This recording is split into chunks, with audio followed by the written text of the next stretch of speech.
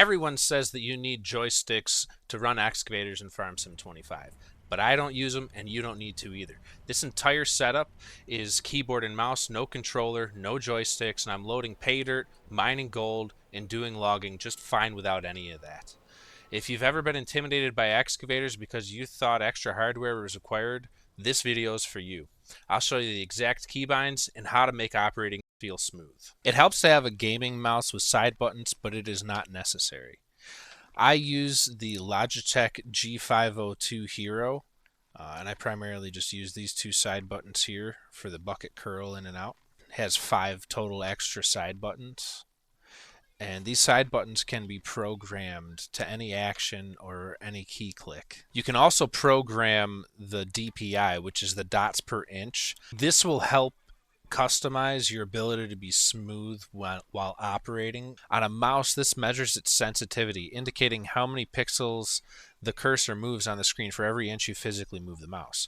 I play with a very insanely high DPI. I play with 3200. A typical DPI is, especially for FPS players, is somewhere around 400 to 800. Link will be in the description for the Logitech G502 if you're interested in getting that mouse. So let's start by talking about the default keybinds that they have set up for using the excavator.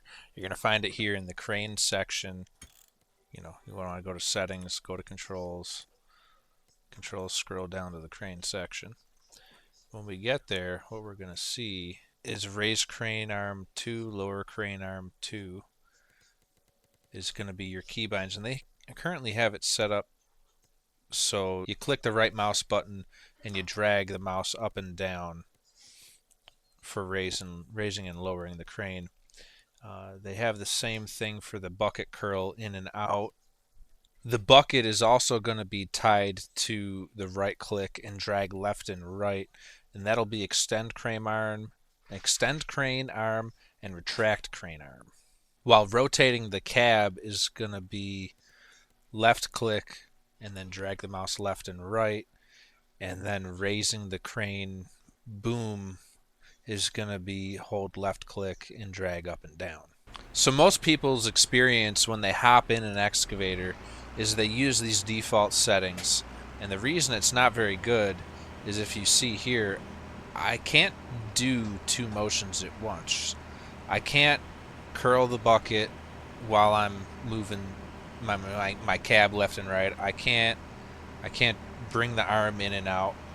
I have to do that in 2 separate motions. So let's try to pick up some dirt using the default. See, it's all single motions here. Now I'm going to use the keybinds that I have set up, and I can do several motions at once. So I can curl the bucket, bring the arm in, the boom up and down, swing the cab all at once, because I have my keybinds tied to 3 different areas. I'm using the Q and E keybinds to bring the arm in and out, and then I keep the default for rotating cab and boom up and down, because that feels pretty natural to me. And then I have my bucket. I know it's not going to show you on the keyboard overlay, but I have my bucket on those 2 side buttons on the mouse. Try to get you a close-up of those 2 buttons that I'm talking about. So it is these 2 right here, this button and this button, and my thumb rests right in between them there.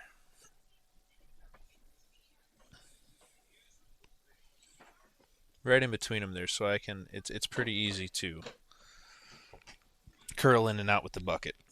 You do not have to use the settings I do. If you want to switch it up, you can switch it up and do what's more comfortable for you. So one of the first questions you're going to have is, well, you're using Q and E. Those buttons are already taken up. How do you fix that? So to get in and out of the vehicle, which is E, I have Alt E. That's what I've replaced those keybinds with Alt E. And then for hooking up and attaching implements onto the machine was Q. So now I have that on Alt Q. Takes a little bit of getting used to, but I would much rather have to stop and think about hitting Alt to do these actions than give up the ease of use during operating.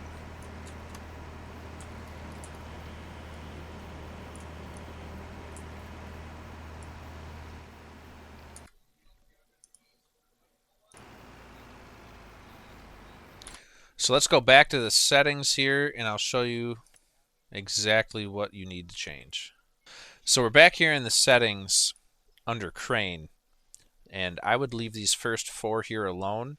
That's my preference. If you want to try something different, you can try something different. The basic concept here is that you want to be able to use your thumb, your index finger, and your opposite hand. You want each section to be on one of those 3 things so that you can do 3 actions simultaneously.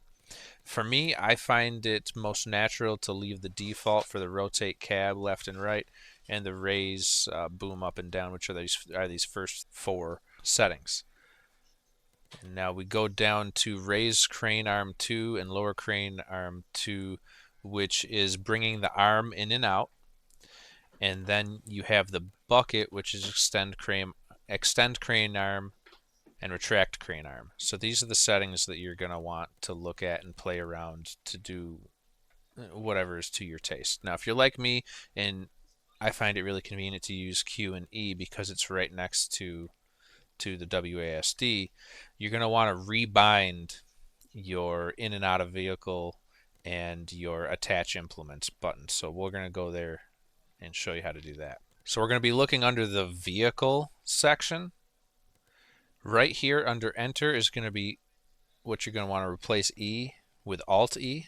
Right under it is going to be attach tool and deattach tool. So you're going to have to rebind both of these to Alt Q if you want to use my setup, or you can play with it and do whatever you want. Make sure you hit the save button before you go back to your game. So now I'll give you a bit of a demonstration of what it looks like when I normally play.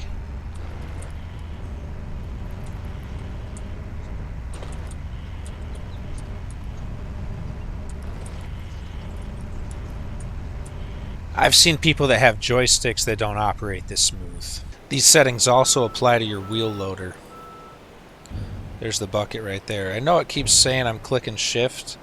I'm not quite sure what my keybind is set up on in my the program for the Logitech G502 Hero, but that's all customizable.